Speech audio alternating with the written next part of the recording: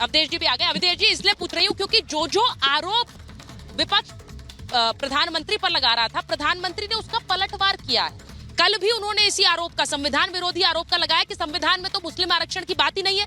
तो फिर अगर ये लोग दे रहे हैं या कह रहे हैं तो क्या ये संविधान पलटने वाले लोग नहीं है? हम क्यों? देखिए, आज प्रधानमंत्री ने जो अंबानी अडानी का नाम लिया है, सामान्यतः हम जानते हैं कि नरेंद्र मोदी पिछले 10 साल में किसी पूंजीपति उद्योगपति का नाम नहीं लेते थे। तो अगर लिए हैं तो एक बिल्कुल एक असामान्य स्थिति है, असाधारण स्थिति है, उन्होंने नाम लिया है। सच, अरे भैया सुनिए, अजीज खान जी, अंबानी को पहली बार राज्यसभा में आपकी पार्टी ने भेजा था। मुझे मेरा मुंह मत खुलवाइए। अंबानी को पहली बार समाजवादी पार्टी ने राज्यसभा में भेजा और पूरा दादरी का प्रोजेक्ट दिया, जिसके विरुद्ध वीपी सिंह ने आंदोलन किया था। और आपकी पार्टी को पैसे कहां से आते थे सबको मालूम था। अभी भी वो मामला है, सीबीआई के पास भी है, ईडी आईडी के पास वो जो है फाइल बंद है। इसलिए ज्यादा इस पर मत बोलिए। मैं ये कह रहा हूं कि देखिए, अंबानी को या अडानी को कांग्रेस के राज में बढ़ावा मिला, कांग्रेस के राज में ही वो देश के उद्योगपति बने, कांग्रेस के राज में ही वो देश से बाहर बड़े बड़े बने, दुनिया के बिलियनर भी बने। कांग्रेस ने 10 साल के शासनकाल में बार बार नाम लेके क्या अपना पाप ढकने की कोशिश की थी? और बाकी अगर उनके पैसे अकाउंट सीज होने के बाद उनके पास अगर पैसे नहीं थे और आज इतने शानदार तरीके से चुनाव कांग्रेस लड़ रही है, तो उसको बताना चाहिए ना कि ये पैसा हमने कहां से लिया है। हमने अंबानी अडानी से लिया है कि नहीं लिया है, क्योंकि उद्योगपतियों को पैसा देने का अधिकार है। वो बीजेपी को भी दे सकते हैं, कांग्रेस को भी दे सकते हैं, लेकिन अगर आप गाली दे रहे हैं और उससे पैसे ले रहे हैं, इसका मतलब आप देश को धोखा दे रहे हैं। तो ये चीजें क्लियर होनी चाहिए। और जहां तक बाकी प्रश्न है इस देश में, देखिए, प्राइम मिनिस्टर ने केवल इतना कहा है कि हम मुस्लिम आरक्षण के विरोधी नहीं है, धर्म के आधार पर आरक्षण के विरोधी है, जो संविधान सम्मत नहीं है। ये कांग्रेस उस धारा के विपरीत जा रही है जो संविधान सभा ने किया, उसमें कांग्रेस के लोग थे। बीजेपी ने, जो नरेंद्र मोदी सरकार ने जो इकोनॉमिकली वीकर सेक्शन में जो दिया है, उसमें मुस्लिम भी है। जो भी इकोनॉमिक वीकर है, एक संविधान सम्मत चीजें हैं, उसमें जाएगी। लेकिन कांग्रेस इस समय जिस तरीके से चुनाव को पूरा मोड़ने की कोशिश करे कि पूंजीपति मार रहे हैं, भाई आप बताइए पैसे कहां हैं? अब बता रहे हैं जैसे अंग्रेजों ने कहा कि इस देश का तो अपना नस्ल भी नहीं है, इस देश में तो सारे प्रवासी हैं। एंथ्रोपोलॉजी यहाँ की जांच लो, किसी के नस्ल में मंगोल है, किसी के नस्ल में सेंट्रल एशियन है, किसी के नस्ल में यूरोप है। तो ये जो लंबे समय से अंग्रेजों ने बताया, जिसका उत्तराधिकारी इस समय राहुल गांधी के नेतृत्व वाली कांग्रेस है, जिसको सैम पित्रोदा वहां से बैठ के बोल रहे हैं कि भैया हम तो ऐसे ऐसे रंग के दिखते हैं। तो ये उस धारा के लोग हैं जो करते कुछ है, बोलते कुछ है। आज देश के सामने कांग्रेस को स्पष्ट करना चाहिए कि क्या वाकई जो बातें हो रही है कि डील हुई है, और इन्होंने नहीं। और मैं एक चीज मैं बोलना चाहती हूँ अवधेश जी, आप जो बात कह रहे हैं, मैं एक चीज पूछना चाह रही हूँ। अडानी अंबानी का मुद्दा है, लेकिन मैं एक चीज पूछूंगी। वरुण जी, आप हिंदुस्तान में, हम भारत में रहते हैं, क्या हम ये लोग नहीं जाते हैं? हमारे अगर पूर्वोत्तर के जो लोग हैं उनको आप चाइनीज कहकर बुलाएंगे तो क्या इससे बुरी चीज क्या हो सकती है? वो भारतीय हैं और आप उन्हें चाइनीज कहकर के, दे लुक लाइक चाइनीज, आप उन्हें चाइनीज का एक उन पर मोहर क्यों लगा रहे हैं? वो भारतीय लोग हैं। मुझे नहीं लगता है, और ये चीजें उन्हें आहत करती हैं। ये आहत करने वाली चीज है। आप उन्हें कह रहे हैं वो चाइनीज जैसे हैं, पीछे दक्षिण वाले अफ्रीकन जैसे हैं। आप ये जब बातें कहते हैं तो आप ये विभाजनकारी सोच रखते हैं कि ये वो हो गए, दक्षिण वाले अफ्रीकन हो गए, तो फिर आप ये बांट रहे हैं या मिला रहे हैं? अब कांग्रेस का इस पर स्पष्टीकरण जिस तरह भी आए, लेकिन ये सोचकर देखिए आप। सुचारिता जी, मैंने पहले भी कहा कि कांग्रेस को तुरंत एक्शन, पिछली बार ही उन्होंने जब बयान दिया, जब ले लेते तुरंत ही हटा दे। कोई भी आदमी गलत बयान दे, हटा दो, तो आप ये सब चीज ही नहीं है। तो लेकिन वो सेंट्रल सिस्टम दुरुस्त हो जब, अभी आप बात कर रहे हो किसने क्या कहा, किसने क्या क्यों कहा, नहीं हटाते? तो कह रहा हूं, मोदी जी क्या कह रहे हैं 10-10 साल से, ये नुकसान, फायदे से ज्यादा तो नुकसान ही कर रहे हैं। आपका क्या फायदा कर रहे हैं ऐसा? मोदी जी को क्यों नहीं हटाया जाता है इन्हें? मैंने वही तो कहा था, आज भी ये कह रहा हूँ, वो तो सेंट्रल सिस्टम नहीं। आप पहले सैम पित्रोदा को तो हटा लीजिए, मोदी जी की चिंता तो बीजेपी करेगी। मैंने कई बार नहीं तो आप जो शाब्दिक आचरण की बात कर रहे हो ना, मोदी जी का भी बताया पूरे 10 साल में ऐसा ही हाल हो रहा है। लेकिन जो मैं तो कांग्रेस की बात करूंगा क्योंकि मोदी जी को तो जनता हटाएगी। मैं कह रहा हूं कांग्रेस पार्टी में जो सेंट्रल सिस्टम है उसको दुरुस्त करने की आवश्यकता मैं कितने साल से कह रहा हूं। वो दुरुस्त होता था, आज ऐसी बात नहीं होती। आज भी अगर दोबारा उन्होंने कहा है अभी हटा दे, 5-15 मिनट में हटा के साफ कर दे, तो ये सब चीजें एक्शन लोगे तो दूसरा कोई बोलेगा नहीं।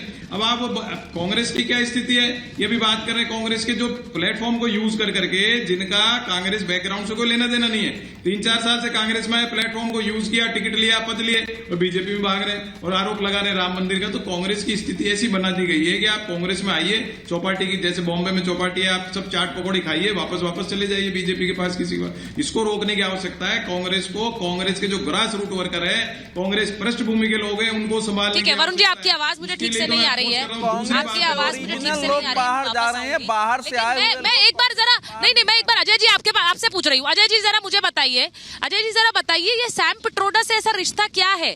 मुझे लगता है जैसा मैंने कहा कि ये फायदे से ज्यादा तो नुकसान ही पहुंचा रहे हैं। एक बयान है, उस पर पहले आप लोगों ने छक्का मार दिया, अब दूसरा बयान एक और ऐसा आया है और ये वाकई आहत करने वाला बयान है, क्योंकि हम लोग खुद देखते हैं व्यक्तिगत रूप से जो नॉर्थ ईस्ट के लोग हैं या पूर्वोत्तर के लोग हैं, उन्हें आप चाइनीज कहिए, उन्हें पसंद नहीं आते हैं ये बयान।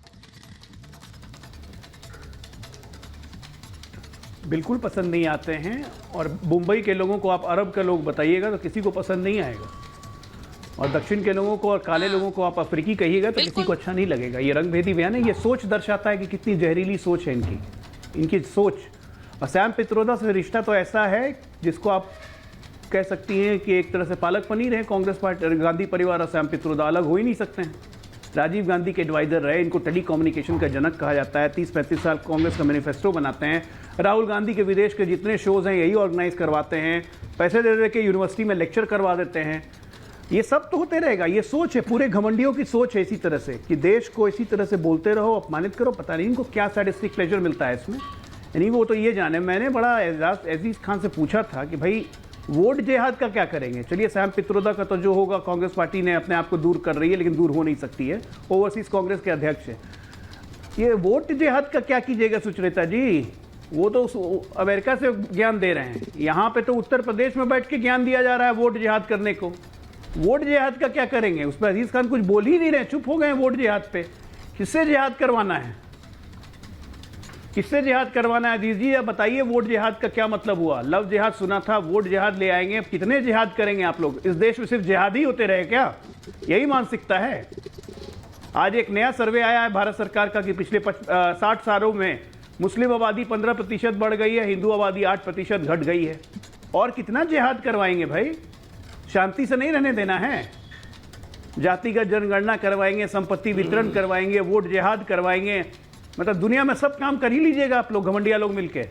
आज पूछता हूं, मुसलमानों को भी आरक्षण दे ही देना है, ओबीसी का आरक्षण खा जाना है, सब काम करके दिखा दिया कर्नाटक में आप लोगों ने। उस पर जवाब दीजिए, तेलंगाना में करके दिखा दिया। मैं उस पर सवाल ऐड कर देती हूं। आरोप नहीं है, सच्चाई है। सवाल ऐड कर देती हूँ। जब प्रधानमंत्री कर्नाटका में करके दिखा दिया है। जिस वक्त प्रधानमंत्री कह रहे हैं कि अगर मुझे 400 इसलिए चाहिए वरना ये लोग आकर राम मंदिर का जो प्रस्ताव है उसे पलट सकते हैं, ये कल का उनका बयान है, उसी समय आपके नेता इस तरह का बयान दे देते हैं कि ये तो बेकार है। देखिए ऐसे बयानों से आपको नहीं लगता है राजनीति में ये भावनात्मक मुद्दा है, लेकिन राजनीतिक मंच पे भी आपको इसका नुकसान होगा अजीज खान जी?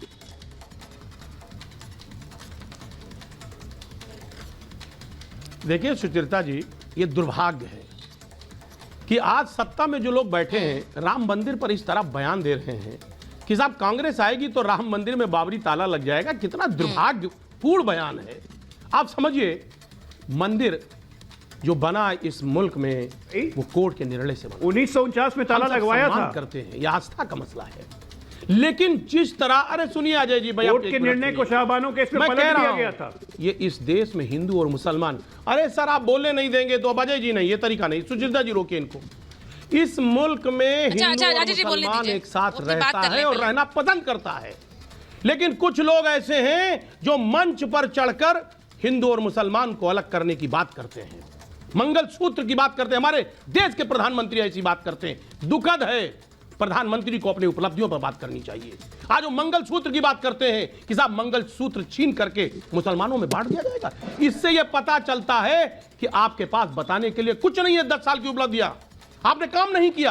अगर वाकई में होता तो आप हिंदू और मुसलमान, और अजय जी अभी ये भी हिंदू और मुसलमान के अलावा कोई बात नहीं कर रहे हैं। अरे बताइए ना आपकी उपलब्धियां, आप बताइए क्या रोजगार आपने लोगों को दिया, महंगाई कम की कि नहीं की। आज नौजवान, यही नौजवान, इसी ने आपकी सरकार बनाई थी, इसी किसान ने आपकी सरकार बनाई थी, बड़ी उम्मीद के साथ बनाई थी। आपने ख्वाब दिखाया था, सपने दिखाए थे, आज उसके सपने टूट गए। अब वो सपने संजोना नहीं चाह रहा है, क्योंकि माननीय मोदी जी ने कहा था अच्छे दिन आने वाले हैं, सब कुछ बदलने वाला है। आज बुरे दिन आ गए। उम्मीद कर रहा है नौजवान, किसान उम्मीद कर रहा था, लेकिन आप उस पर जवाब देने के बजाय हिंदू, मुसलमान और तमाम ऐसी बातें करके इस देश को गुमराह करना चाहते हैं। क्या जनता मूर्ख है क्या? वो बेरोजगारी पे बात नहीं करेंगे आप रोजगार की बात करिए, क्या रोजगार आप दे रहे हैं? आप महंगाई की बात करिए। आज नौजवान जो हमारा फ्रस्ट्रेटेड है। नीट का मैंने इससे पहले जिक्र किया, अभी लेटेस्ट एग्जाम हुआ, पेपर आउट हो गया, 25 लाख बच्चे का भविष्य अंधकार में हो गया। आपने एक स्टेटमेंट दिया, बीजेपी ने एक शब्द बोला उसमें नीट पे नहीं बोला। आज एनटीए सीधा डिनाई कर रही कि मैं एग्जाम नहीं कराऊंगा। अजीज खान जी, मैं इसको नहीं देखूंगा, इसमें एनटीए की बड़ी जिम्मेदारी रही, लेकिन बीजेपी का अजीज खान जी देखिए, मैं बार बार ये कहती हूँ और महाभारत में अपनी डिबेट में ये कहती हूँ कि एक राजनीति में बयान होते हैं और एक होता है उन बयानों के जरिए एक नैरेटिव बनाना।